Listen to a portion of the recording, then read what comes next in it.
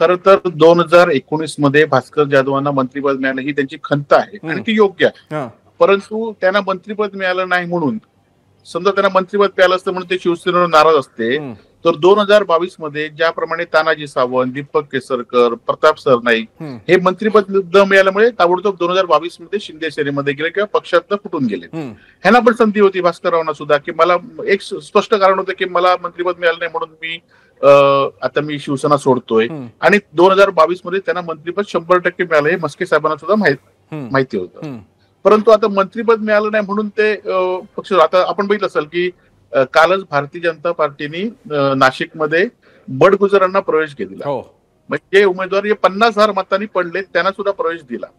आणि आता म्हणजे अशा अनेक लोकांना शिंदे सेनेने आणि भाजपने प्रवेश दिला. आता 2024 मध्ये जर हे सत्ता यांची आल्यानंतर सुद्धा किंवा सत्ता येणार सुद्धा भास्करांना मंत्रिपदच पाहिजे असतं तर त्यावेळी सुद्धा गेले असते.